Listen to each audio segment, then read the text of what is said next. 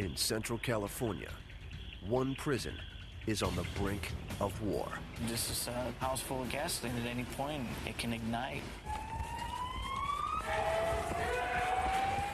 Two gangs, the whites and Southern Mexicans, are squaring off, making weapons, melted down, plotting assaults, and viciously attacking each other.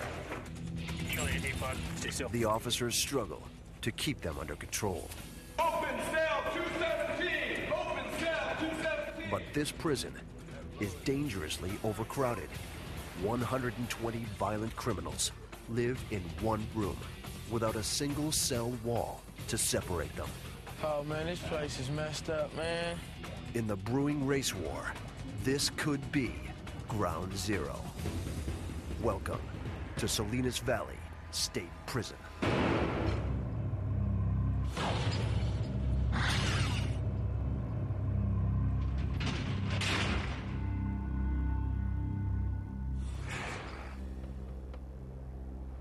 In one of California's most dangerous prisons, on one of the state's most violent yards, an inmate has just been stabbed. Passport! He is white. His two attackers are Hispanic. Let me have your shoes. They waited for the perfect moment to strike. Few officers were around, so the Hispanics could do the most damage. The white inmate has wounds on his chest, back, and hands. The pepper spray used to stop his attackers burns their eyes and skin. But they'll endure anything for their gang, the Southern Mexicans. Officers estimate 70% of criminals who enter Salinas were in gangs outside prison. Inside, they take it a step further, merging with gangs of similar ethnic backgrounds and forming massive racial armies.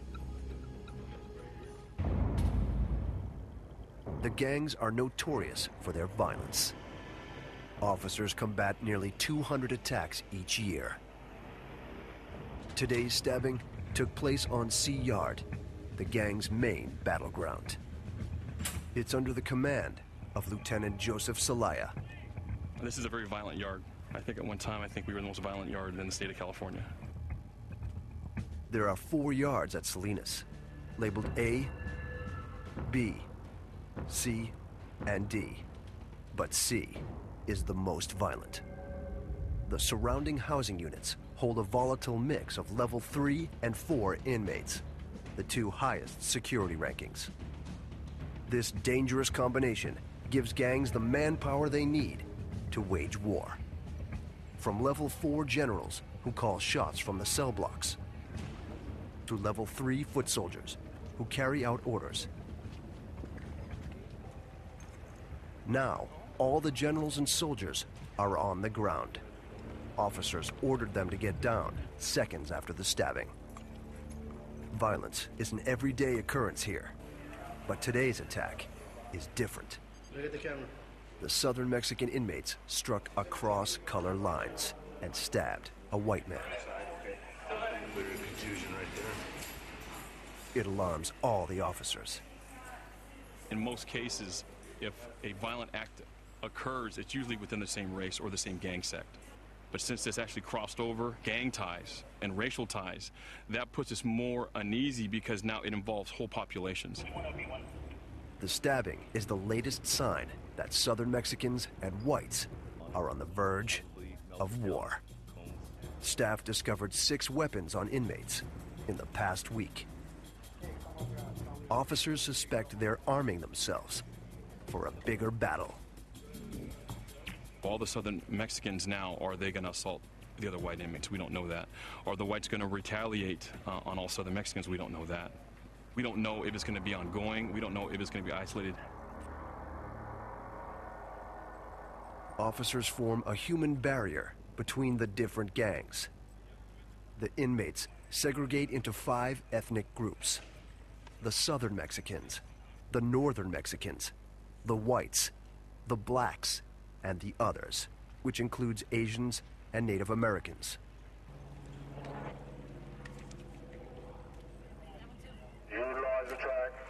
select your housing unit. Charlie 1, A-pod. Do not cut across the grass. Officers allow the blacks, Northern Hispanics, and others to leave the yard without being searched. But staff take every precaution with the two gangs they're most worried about, the whites and Southern Mexicans. Officers search each of these inmates for weapons by hand. All right, back up. Charlie, A-pod. Stay still. Prisoners hide knives, called shanks, in the ground, in their clothes, or in their bodies. Turn your face the other way, please.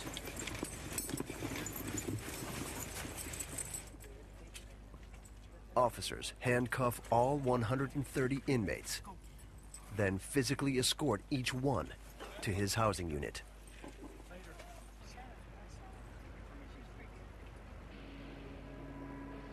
The most dangerous inmates, classified as level 4, live in C cell block. The criminals behind these doors include the gang leaders, called generals, who order assaults, riots, even murders. One of the Southern Mexican generals ordered today's stabbing. Officer Richard Reynoso wants to know who.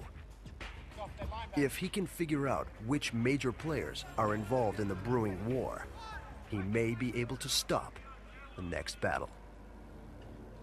The key to everyone's safety will be keeping the whites and Southern Mexicans under control. The biggest fear would be assaults on staff. Keeping control of the yard is the number one thing. But there is another place in this prison far more likely to spiral out of control. C Gym. It's been converted into a makeshift dorm. Salinas is severely overcrowded, packed with 500 more inmates than it was meant to hold. 120 of them live in the gym, stacked 3 high, with no cell walls to separate them. The crowded conditions increase tension between the groups, and their numbers are far from equal. The Southern Mexicans dominate with 63 inmates. There are 20 Northern Hispanics, 13 blacks, 14 others, and only 9 whites. The only thing that separates them are the gang and racial lines they draw. It's all really race. Everything is about race. We try to make sure, we stay together. Anything can happen at any given time. These inmates join gangs for protection. There is safety in numbers. They become the gang foot soldiers, doing whatever the generals command. But unlike their generals, the soldiers have short sentences, a few months or years. Any gang violence they commit will extend their time behind bars. This is the jungle. It's got insane rules, and you're going to have to live by them. Travis Evanoff and John Berry survived the last 6 months in C Gym by sticking with the whites. Both have only a few years left. Berry's in for robbing a gas station at gunpoint. Evanoff for assault with a firearm. If they can avoid war with the Southern Mexicans, they'll likely get out on time. But they must follow their gang's rules. Rule number 1, be willing to fight and die for your gang. It's not only about preserving yourself, it's about preserving who you hang out with. Rule number 2, respect every gang's territory. Your goal is just to navigate this place. You don't walk through another man's bunk area. You don't walk through another man's day room. You don't get in another man's shower stall. Rule number 3, never discuss gang business, what inmates call politics. So are there politics in here in the gym? That's something we can't talk about it, because after you guys leave, we have to live here, and we live by a certain set of rules. We can't discuss what's going on with other people's or any type of politics that would be in here. We cannot, it's something we just cannot discuss. Even if it could save their lives. In the gym, the Southern Mexicans outnumber the whites by a ratio of 7 to 1. This is it. What you see is what you get. This is our group.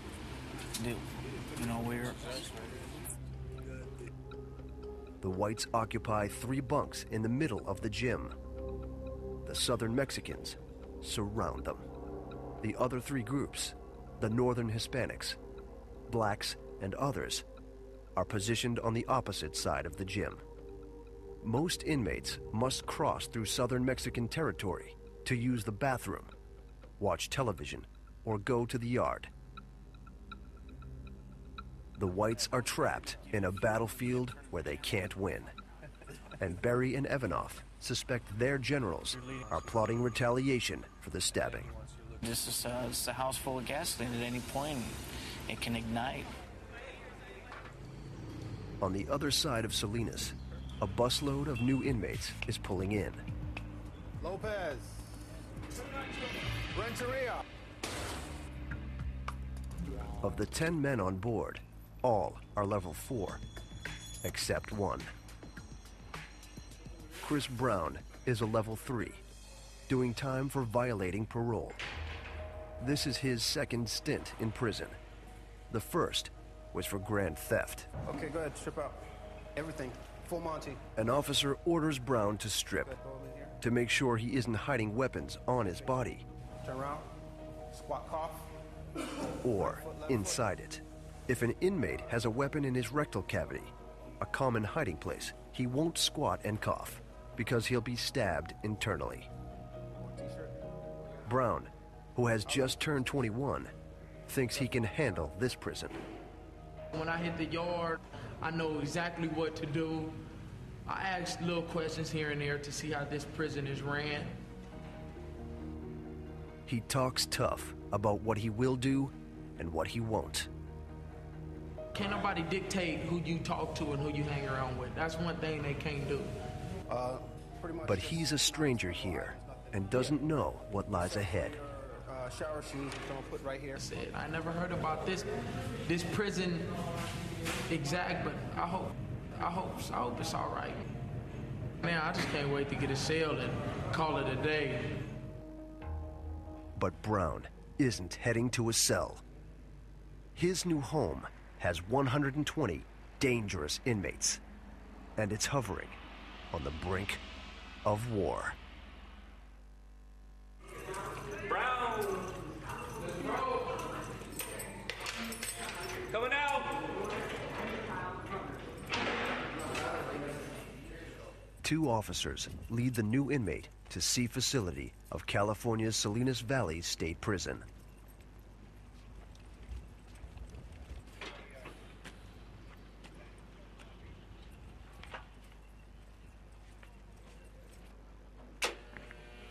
Behind these walls, a race war between the Southern Mexicans and whites is reaching a breaking point.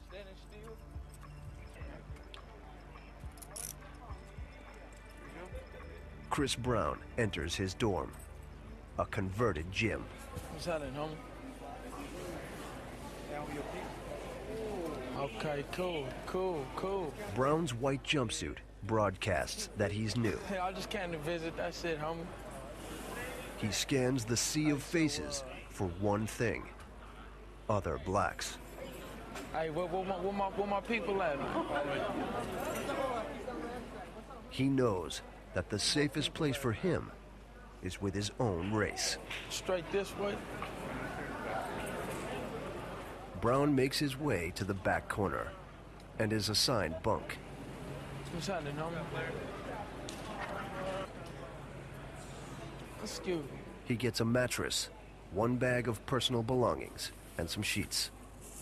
But Brown didn't expect to be sleeping with 119 other criminals. Man, I thought I was gonna go to some cells, man.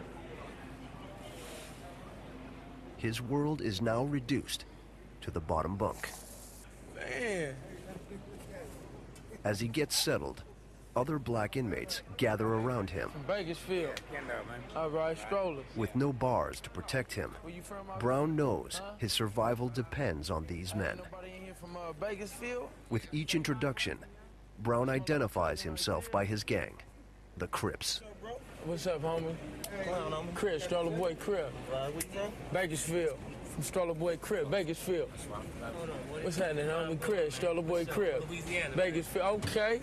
At his last prison, Brown stuck with fellow gang members. But at Salinas, most inmates band together by race, not outside gang affiliations. It's only a few. It's only like you make 13. A lot of people from the road. 13 blacks in here. The group of blacks who run with two different gangs on the streets would be rivaled. Race war escalating, their safety together. Brown quickly into the circle. No. Where the pants at? Kent, where the pants at? His bunkmate, called a bunkie, loans him a regular uniform to help him blend in. Follow me over here. Handling your business? Inmates all around him are prepared for battle. Walking down the aisles like... They explain that the escalating war has all the groups on edge. We don't get to go to commissary, nothing here. Man, we barely, and when we go to the yard, we always yard down. We always got to be on our stomachs. The blacks really don't be getting into, since I've been here, they ain't really been getting into It's been like... It's personal You see blacks get into it, it's personal. It ain't been no stabbing between the blacks and but the Southsiders and the white boys, it's always, you know, a stabbing or some like that going down. But right now, they on lockdown. You know, somebody just got stabbed like 5 days ago or something on the yard. So they on lockdown. Man, it's been like 5 of them, 5, 6 of them last 2 weeks. It is more than Brown bargained for. Down, take a shower. He has one advantage. Most of the black inmates are assigned to the gym's back corner. They've made this their main hangout, hoping that staying on the sidelines will help them avoid trouble. Their survival strategy in the midst of the escalating war? Ignore violence between the whites and Southern Mexicans. Mind your own business in here. If you get in that yo, what's going on, you know what I mean? Why are you guys fighting? Next thing you know, we got a problem. See the dips that I do when I'm with it, because every day of the week is... To stay safe, the blacks avoid the most dominant group, the Southern Mexicans. This deadly gang has strict rules. Among them, no one talks on camera. It's like a secret society.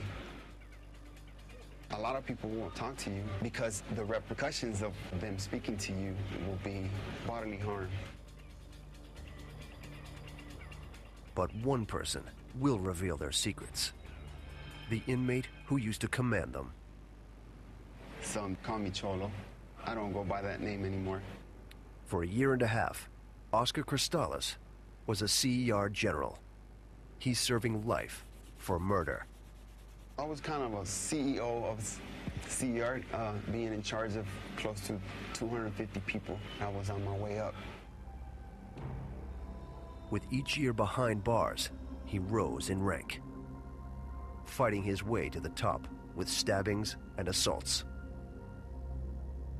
But when Southern Mexican leaders told him to have his middle school teacher killed, Cristales refused. The Southern Mexicans now have a hit out on him. I was blinded, and it took me many years to see that.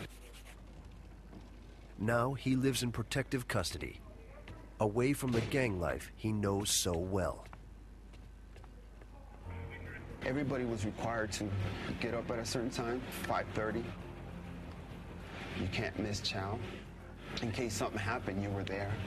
CR was run as a military camp. When it was time for war, the orders came from his cell block.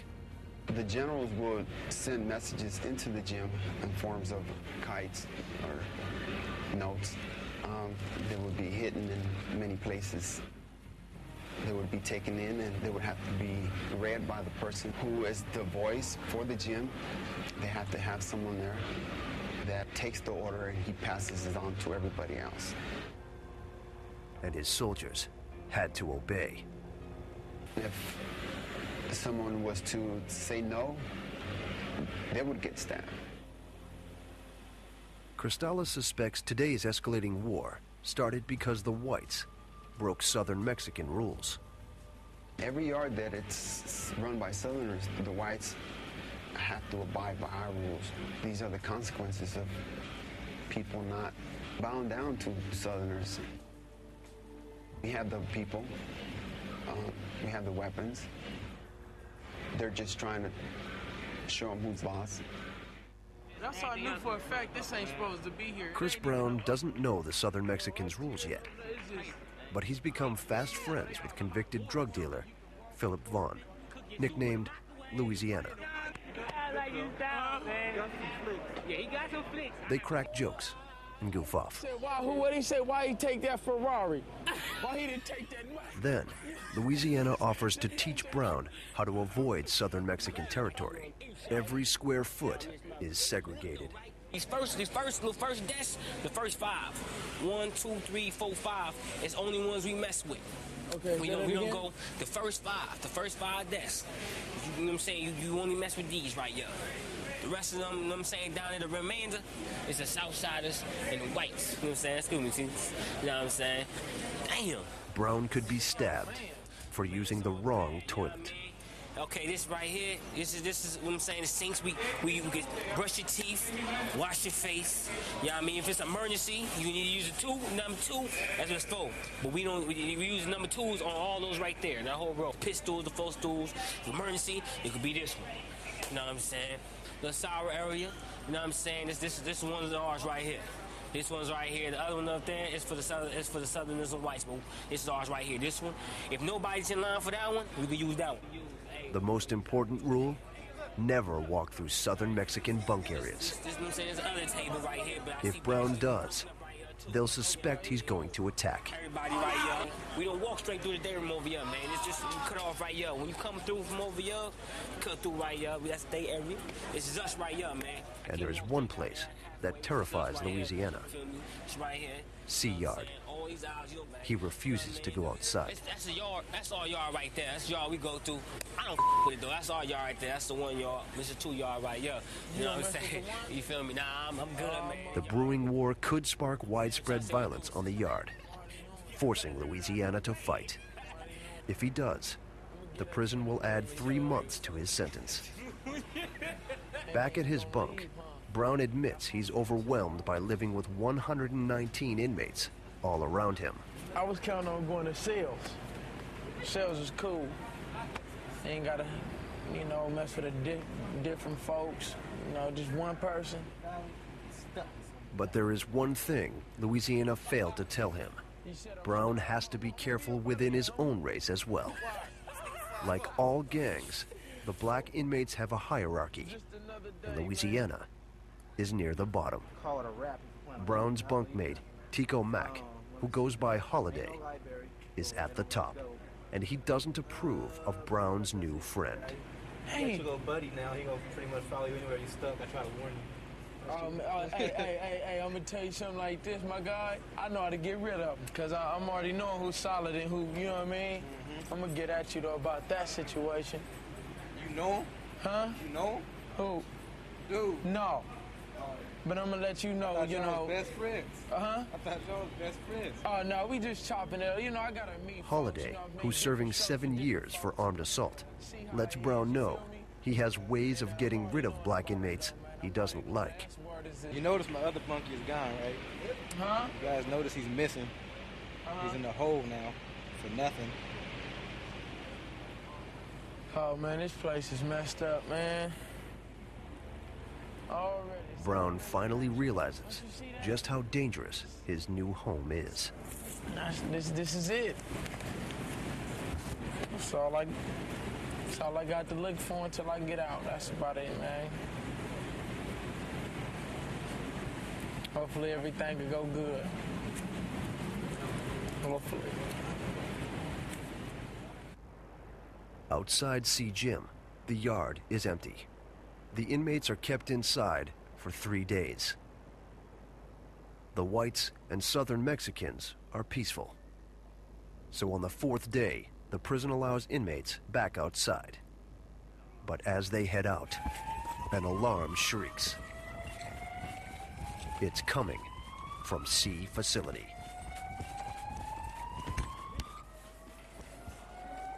All the way down.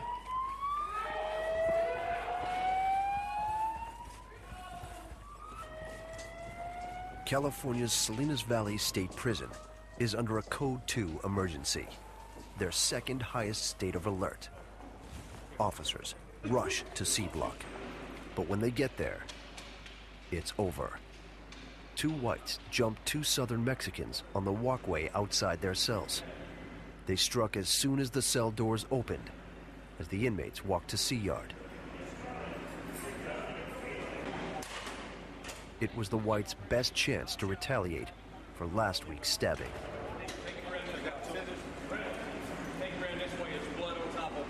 The white generals are sending a clear message. They will fight at any opportunity. It means Salinas Valley State Prison has a race war on its hands. The officers now know that recent violence between the two races was all interconnected. The past few weeks, we've had some major issues going on between these two races in the prison system. The whites and some of the Mexicans, they've been assaulting each other, and this is what led up to today.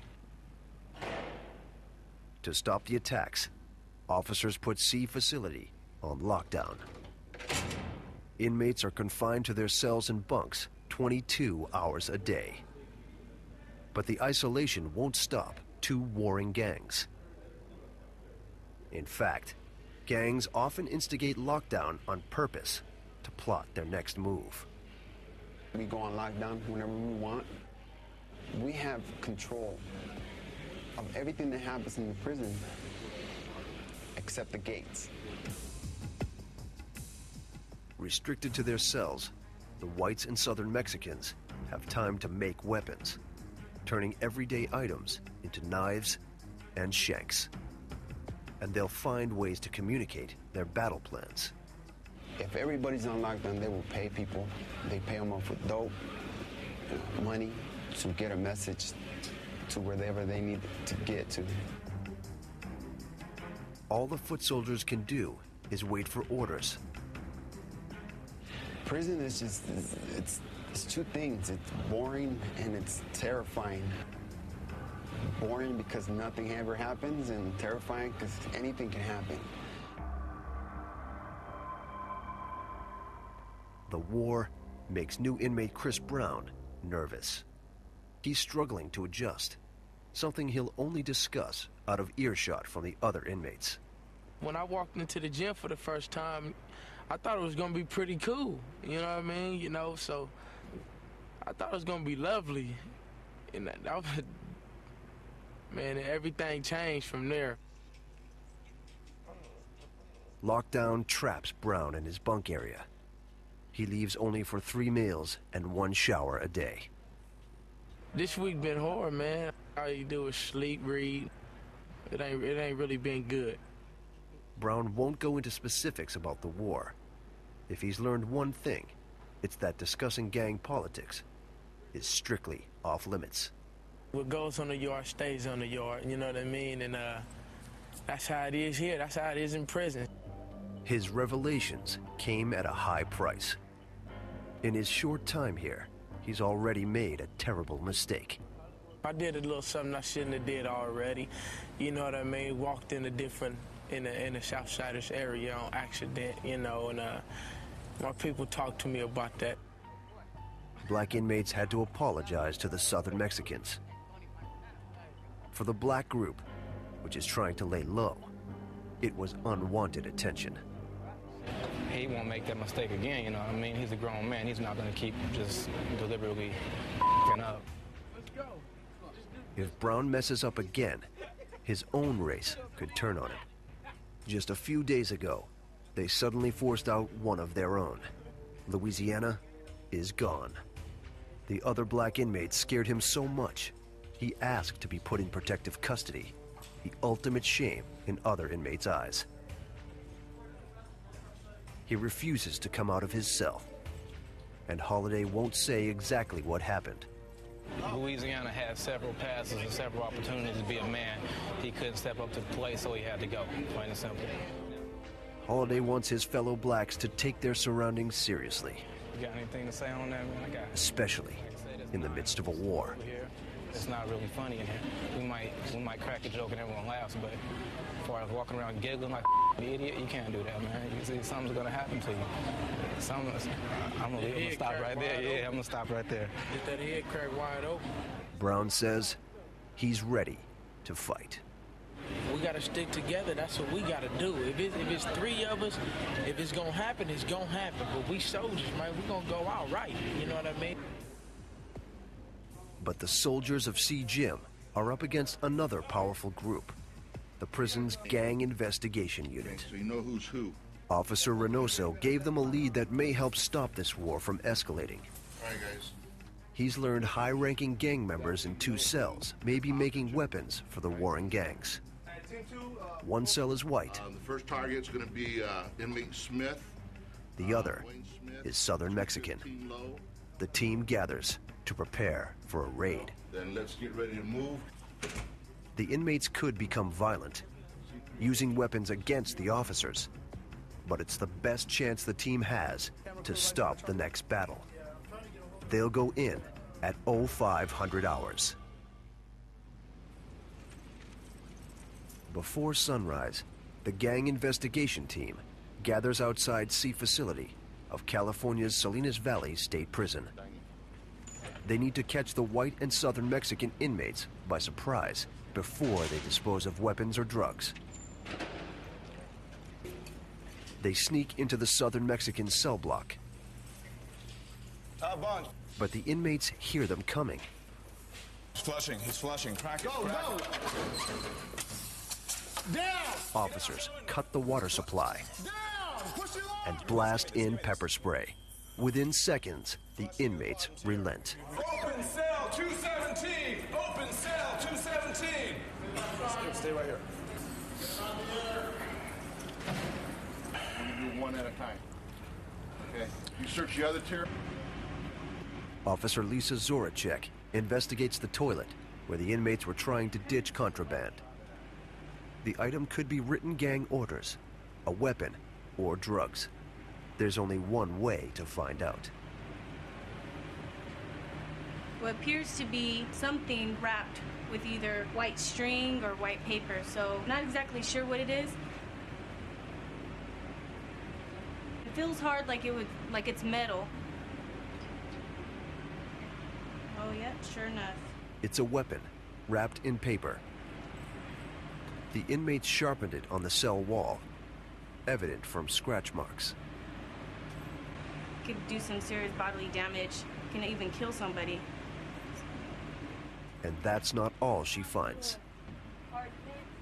You can tell that they got started on trying to dig. The Southern Mexicans carved out the wall to make a hiding place for weapons or drugs. But the officers stopped them before they could fill it in with a paste made of soap. The white gang cell is next. Do it now! The team catches inmate Wayne Smith and his cellmate completely off guard. They have no choice but to follow orders. Gang unit officers Stacy Henley and Paul Rivera turn the cell inside out.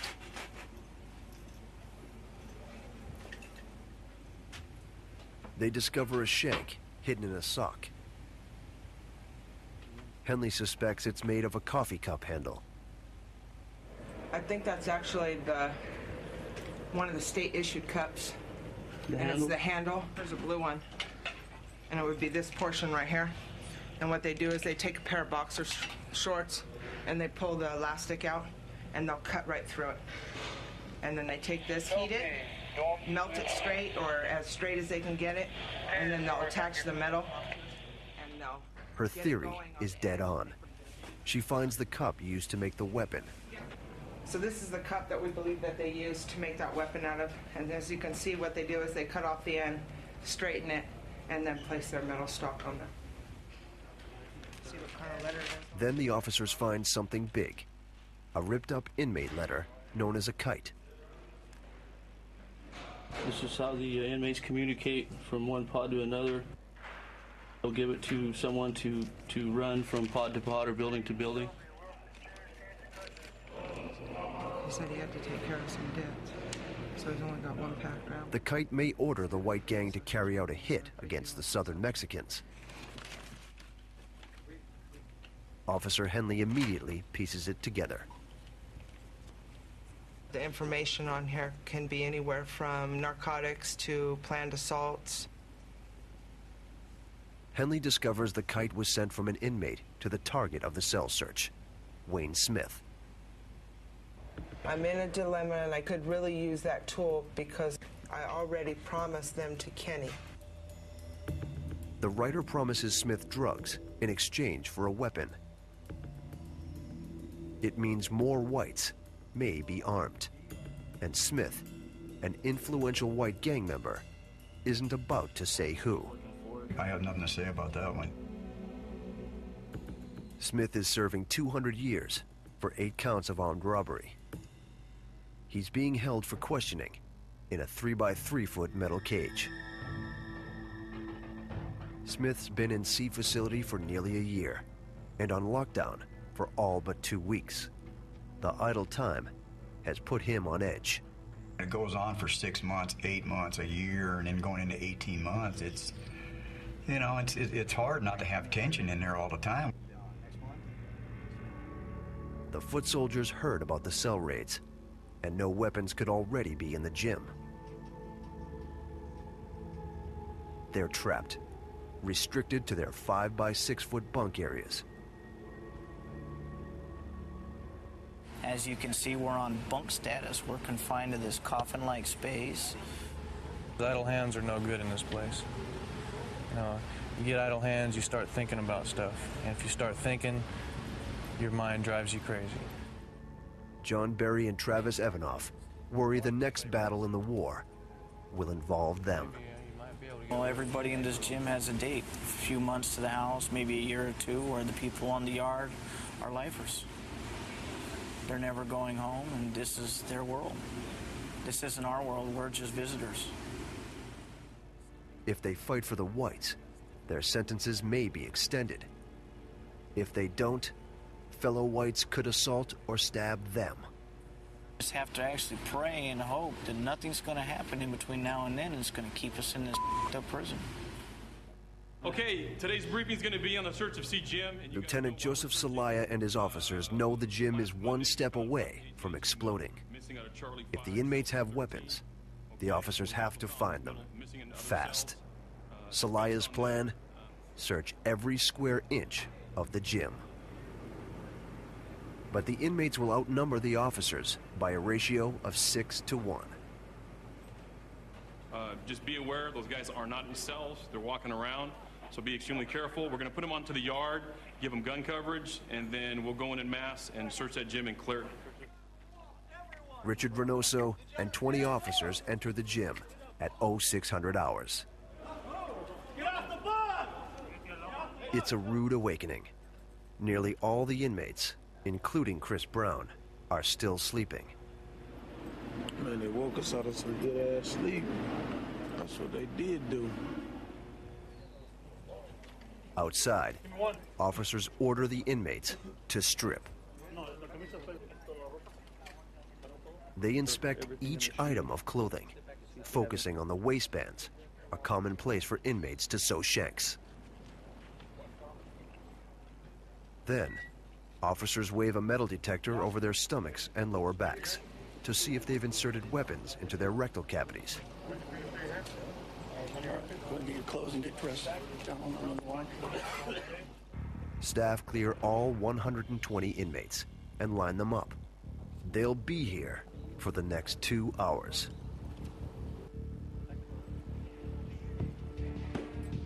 We've had numerous stabbing assaults, cell fights. We had people request for protective custody. And when they were protective custody, they gave up information where weapons were stored. So that's part of the reason why we did searches of the gym. The officers hit pay dirt. They discover 3 shanks, made of a toothbrush, a coffee mug, and broken bunk parts. Any of them could kill an inmate or an officer. It appears Brown's initiation is complete. He now understands Salinas Valley State Prison and their strategy to survive. But tonight, all the inmates may be sucked into the race war because the battle is about to begin. As night falls at California's Salinas Valley State Prison, the gym is seemingly normal, with inmates reading, listening to music, and watching television. But that ends as soon as our cameras leave. At exactly 8 o'clock, as 4 whites gather for the season premiere of their favorite show, Prison Break, 20 Southern Mexicans emerge from the bunk areas and attack. Other white inmates see the riot and rush to help. But they manage only a few punches before they're knocked unconscious. The Southern Mexicans are armed with crude shanks and batteries they swing in socks. Now, the whites' bunks are stripped bare. For their own safety, they're in administrative segregation, known as the Hole. This is Salinas Valley's most secure unit, where inmates are locked in their cells 23 hours a day. The whites wear handcuffs wherever they go, and are only allowed to talk to us from inside metal cages. John Berry remembers only bits and pieces of the riot. I heard fist cracking. I looked over and saw that it was a racial riot between us and the Southsiders. And so I ran over there and got involved to try to help out. Because there was so many of them and there was so little of us, I had to try to help out as much as I could. All 9 white inmates were badly beaten. I got a black eye, some knots on my head, and I was stabbed twice in my back. My ribs prevented it from going to my lung. I got hit in the head with something. I don't remember what it was. And I remember going down. That's pretty much all I remember until I woke up in the hospital. Yeah, I received a couple puncture marks on my back, right here. The riot scared Travis Evanoff so much, he'll no longer appear on camera. Officers suspect Southern Mexican generals gave the order to strike through a kite. They believe a cafeteria worker passed it to the Sea Gym soldiers just a few hours before the riot. It only lasted about 2 minutes, but 2 minutes can seem like forever when you get hit. Though violent, the riot was brief. Officers think the Southern Mexicans planned it that way. They attacked near the main door, knowing staff could respond quickly before more Southern Mexicans had to get involved. The Southern Mexicans lost only a third of their gang to the Hole, maintaining their majority and ousting the whites. I'm not thinking that any one of us was a target. I think it was just get rid of the white guys, pretty much. Berry says the whites had to defend themselves. I don't deal with stuff unless it's absolutely I have to. I've been down 6 years and this is my first violence. He lost the thing he values most, his release date. The prison added 3 months to Berry's sentence. Both he and Evanoff will likely be transferred to other prisons. It's too dangerous to keep them at Salinas. Wherever they end up, they may have to fight again. Best way to describe it would be there's different countries. Sometimes we're the big country, sometimes we're the small country. And every country goes to war.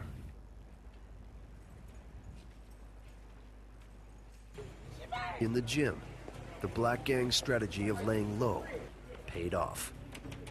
They managed to stay safely on the sidelines. We're over here, pretty much spectators of the whole event.